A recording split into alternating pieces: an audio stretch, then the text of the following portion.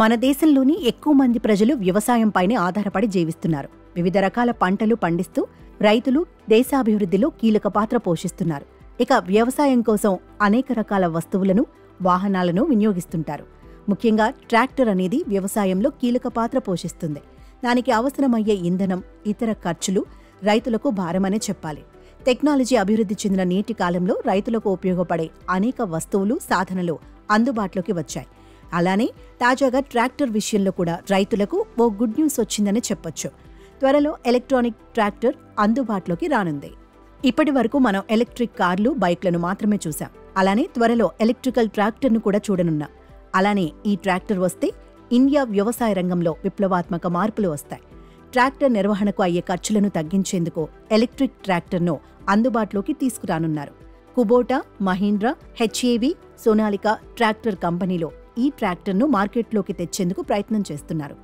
ఈ క్రమంలోనే తాజాగా ఈ కంపెనీలు ఎలక్ట్రానిక్ ట్రాక్టర్ నమూనాను చూపించాయి.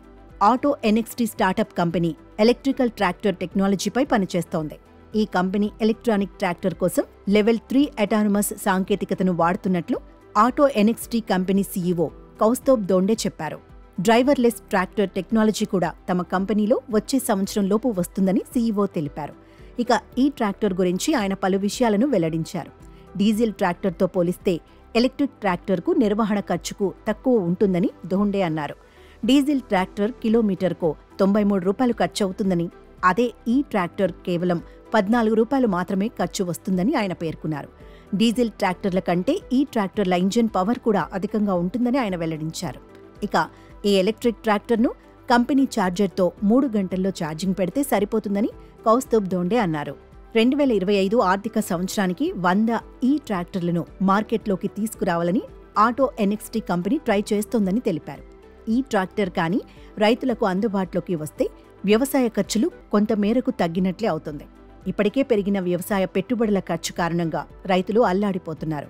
చాలా మంది రైతులు అప్పుల్లో కూరుకుపోయి విలవిలలాడుతున్నారు. ఈ క్రమంలోనే పలువురు శాస్త్రవేత్తలు రైతులకు ఖర్చు తగ్గించే విధంగా కొత్త కొత్త ఆవిష్కరణలు చేస్తున్నారు. ఈ నేపథ్యంలో ఇప్పటికే అనేక వ్యవసాయ సాధనాలు వచ్చాయి.